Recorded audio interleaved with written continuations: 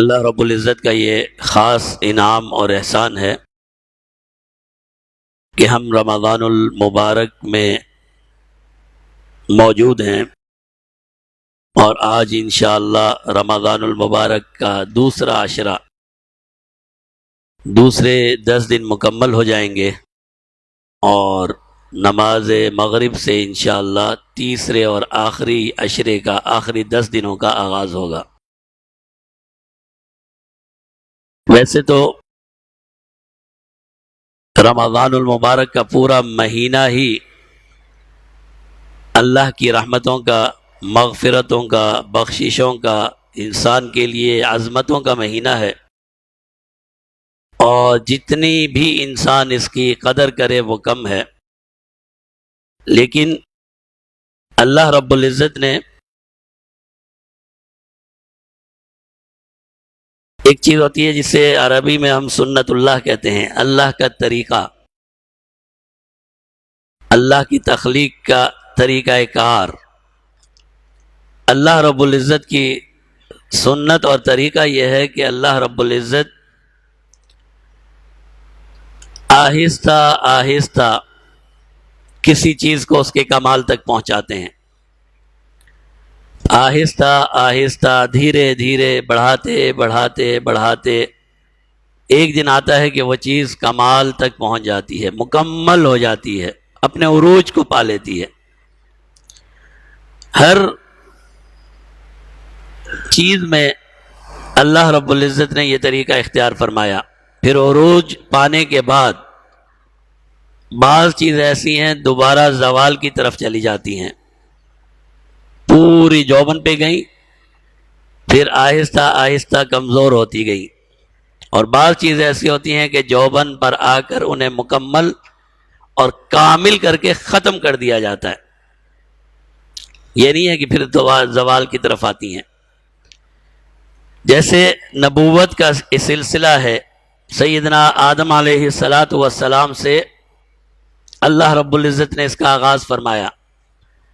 چلتے چلتے چلتے جناب نبی کریم صلی اللہ علیہ وسلم پر اس نبوت کا جو احسان اور انعام ہے اللہ کا، اللہ نے اسے کامل کر دیا، مکمل کر دیا۔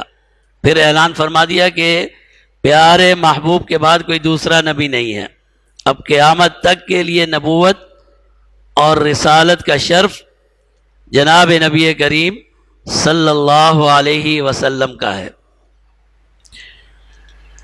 تو رمضان المبارک میں بھی اللہ کی یہی سنت، یہی طریقہ کہ آہستہ آہستہ اس رمضان المبارک کو اللہ نے کمال عطا فرمایا، اور اس کا عروج آخری عشرہ ہے، آخری 10 دن۔ انسان کو جو کچھ چاہیے وہ اس آخری عشرے میں موجود ہے۔ حضرت مجدد الفسانی رحمہ اللہ ایک بہت بڑے بزرگ گزرے ہیں، یقیناً آپ نے نام سن رکھا ہوگا۔ انہوں نے اپنے ایک مرید کو، ایک عالم کو خط لکھا، اس میں رمضان المبارک کے فضائل کا تذکرہ کیا۔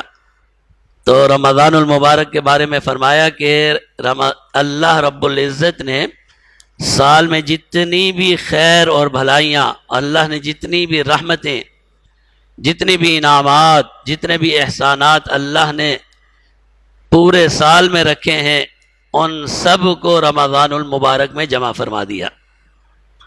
سارے سال کی رحمتیں، سارے سال کی مغفرتیں، سارے سال کے انعامات، احسانات، تجلیات، انوارات، سب کو رمضان المبارک میں جمع فرما دیا۔ اور پھر فرمایا رمضان المبارک کی رحمتوں کا اور تجلیات کا خلاصہ آخری عشرے میں رکھ دیا، پھر ان کا مرکز آخری عشرے کو بنایا، اور پھر فرمایا آخری عشرے میں اللہ کی جتنی رحمتیں اور جتنے انعامات ہیں ان سب کی بنیاد اور ان سب کا خلاصہ شب قدر میں رکھ دیا۔ تو یہ آخری عشرہ انسان کی معراج کا عشرہ ہے۔ یوں سمجھیں جیسے جناب نبی کریم صلی اللہ علیہ وسلم جب تشریف لائے اور اللہ نے انبیاء اور رسول کو معراج دینا چاہا تو جناب نبی کریم صلی اللہ علیہ وسلم کو وہ معراج حاصل ہوئی کہ اللہ نے آسمانوں پر پیارے محبوب کو بلایا۔ اسی طرح انسان کی معراج، جب انسان کو اللہ نے بلندی دینا چاہی، ایک عبادت گزار، ایک اللہ والے کو جب اللہ نے بلندی دینا چاہی تو اس کے لیے اللہ نے رمضان المبارک رکھا اور پھر اس کا آخری عشرہ رکھا۔ یہ آخری عشرہ انسان کا معراج ہے، انسان کی زندگی کا خلاصہ ہے۔